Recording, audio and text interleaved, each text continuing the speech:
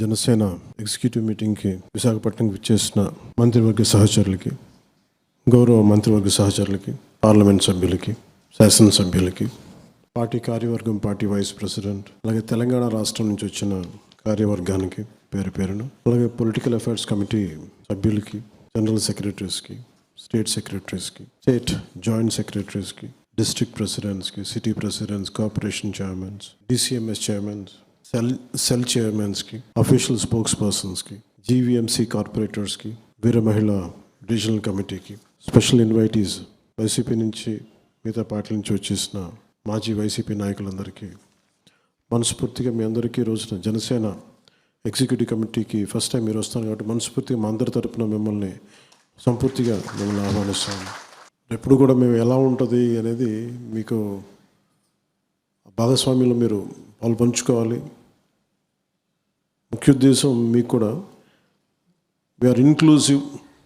మేము కూర్చోబెట్టి ఎవరో రాకూడదు అనేది కాకుండా మేమందరం ఇన్క్లూజివ్ విధి విధానాలు మీరు ఫస్ట్ టైం విట్నెస్ చేస్తారనేది మనస్ఫూర్తిగా మీరు అర్థం చేసుకుంటారని మిమ్మల్ని ప్రత్యేక ఆహ్వానితులుగా మిమ్మల్ని పిలవడం జరిగింది. గౌరవ శాసనసభ్యులు, పార్లమెంట్ సభ్యులు అందరితో మాట్లాడుతున్నప్పుడు వారికి నేను ప్రస్తావించింది జనసేన ఎలా ప్రారంభమైంది, ఏ విధంగా ప్రారంభమైంది అని చెప్పే క్రమంలో చాలా అనుభవాలని పంచుకున్నాను. ఒక పొలిటికల్ పార్టీ ప్రారంభించటం ఈ సమయంలో చాలా కష్టసాధ్యం. ముఖ్యంగా మీలాంటి అనుభవజ్ఞులు గత కాలంలో గత 2-3 దశాబ్దాలకు చాలా అనుభవం ఉన్నవాళ్ళు, పార్టీలతోటి దగ్గరగా నడిపిన వాళ్ళు, చూసిన వాళ్ళు. అలాంటిది జనసేన పార్టీ ఎలా నడపగలిగాం,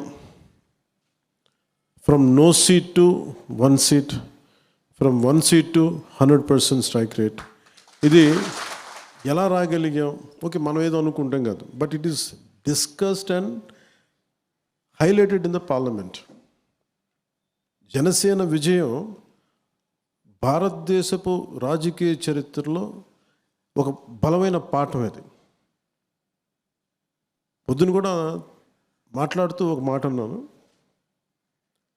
ఎనీ ప్రాంతీయ పార్టీ పెడితే, ఏ ప్రాంతీయ పార్టీ పెట్టినా దాని వెనక మూలాలు ఏముంటాయంటే, మా ప్రాంతానికి అన్యాయం జరుగుతోంది, లేదు అంటే కొన్ని కులాల పరంగా మేము వివక్షకు గురవుతున్నాం అని చెప్పి కులాలని కొన్ని సమీకరణలతో కొన్ని పార్టీలు పెడతారు, డిఫరెంట్ ఐడియాలజీస్ తోటి.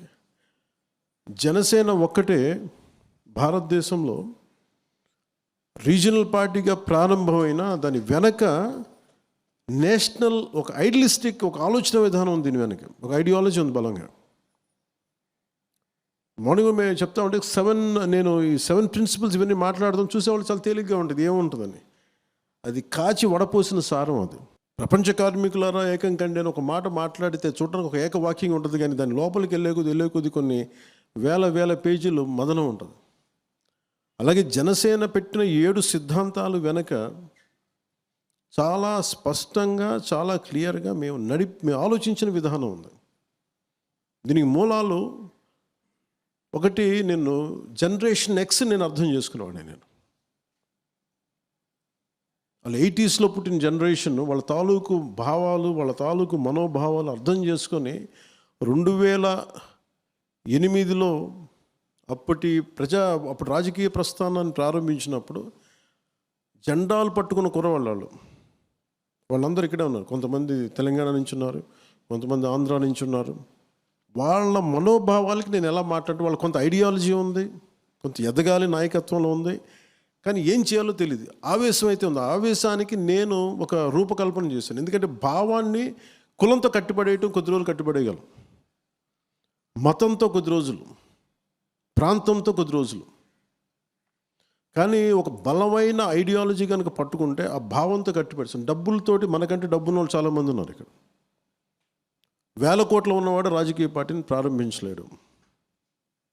డబ్బున్నంత మాత్రాన్ని పార్టీని నడపలేరు, పేరున్నంత మాత్రాన్ని పార్టీని నడపలేరు. మరి ఏది నడుపుద్ది పార్టీని అంటే, you have to have very committed ideology. ఏదో పుస్తకాలు రాసేస్తే సరిపోదు. పుస్తకాలు రాసేస్తే సరిపోదు. కూర్చొని చాలామంది మేధావులు పుస్తకాలు రాశారు, కానీ నువ్వు రాసిన, నువ్వు ప్రతిపాదించిన సిద్ధాంతాన్ని నువ్వు బతకగలిగితే, బతకడమే కాదు దాని సత్ఫలితాలు రాజకీయంగా చూపించగలిగితే అది చాలామందికి అది ఒక ప్రేరణ అవుతుంది. మేము ప్రారంభించింది అది ఒక 15 సంవత్సరాల క్రితం మేము ప్రారంభించినప్పుడు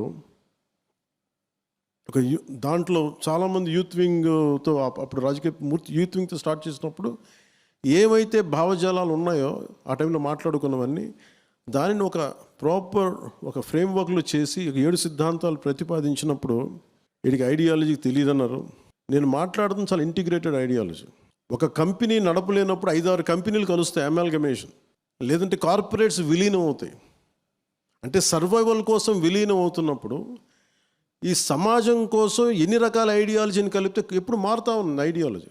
మార్పు నిరంతరం, కానీ వచ్చే మార్పు అది మరింత ప్రగతి బాట వైపు ఉందా లేదంటే పురోగతి అధోగతి అని చూసుకోవాలి మనం. సో మార్పు అనేది అనివార్యం, కానీ మార్పు ముందుకు వెళ్తుందా వెనక్కి వెళ్తుందా అని చూసుకుంటే నేను అనుకున్నది ఇది ఎసెన్షియల్లీ పాలిటిక్స్. కులం మీద నన్ను నడపలేం. ఉదాహరణకి తెలంగాణ రాష్ట్ర సమితి అని ప్రారంభమై కూడా ఒక స్థాయికి వచ్చే గది భారతీయ రాష్ట్ర సమితి చేయాలనుకున్నారు. ఎందుకంటే ఆ వాదానికి ఒక పరిమితి కాలం ఉంది. తర్వాత దాన్ని ఆ పార్టీ వ్యవస్థాపకులు దాన్ని భారతీయ రాష్ట్ర సమితి కింద మార్చుకున్నారు. అంటే ఇది మార్పు అనేది అనివార్యం. Maybe it is for better. దీన్ని అలా చూడాలి, అంతేగాని దాన్ని తప్పు పట్టడాలు ఇవే ఉండవు. ఒకరోజు ఇది అనుకున్నాను, ఇంకో రోజు అనుకున్నాను. నేను అట్లా అనుకోలే. ప్రారంభించినప్పుడే ఐఎమ్ వెరీ క్లియర్, ఈ 7 మాట్లాడాలి, ఈ 7 చుట్టే తిప్పుతాం. మీరు ఏమి తిప్పినా, మీరు మార్చుకోండి, ఇంకోటి అనుకున్నా, నేనైతే మార్చలేదు, మారలేదు, ఇవే నిలబడతాయి. ఇన్ని సిద్ధాంతాలు పెట్టుకుని I want to be very pragmatist politician, అంటే result oriented politician.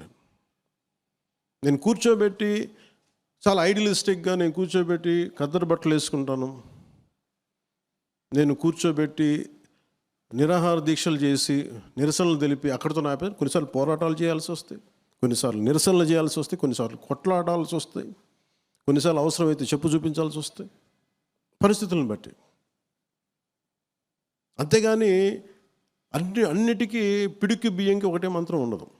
That's the purpose of very ideology చాలా బ్రాడ్గా పెట్టాను. ఇది కొంతమంది కన్ఫ్యూజింగ్గా ఉంటుంది. కానీ ఈరోజు మీరు చూస్తే ముఖ్యంగా ఎగ్జిక్యూటివ్ కమిటీ మెంబర్స్ అందరికీ నా మేజర్గా విజయం వచ్చింది, కూటమి ప్రభుత్వం వచ్చింది.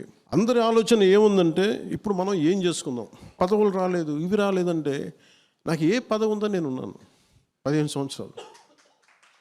ఏ పదవి ఎవరిస్తారు చెప్పండి? నా పర్సనల్ లైఫ్ పోయింది, నా వ్యక్తిగత జీవితం నాకు లేదు. నేను కష్టపడి సినిమాలు చేద్దాం, నా మీద కేసులు వేస్తారు. ఒక పొలిటికల్ లీడర్ ఎలా బతకాలి? నాకేం కంపెనీస్ లేవు, పత్రికా కంపెనీస్ లేవు, నాకు పబ్లికేషన్స్ లేవు, సిమెంట్ ఫ్యాక్టరీస్ లేవు,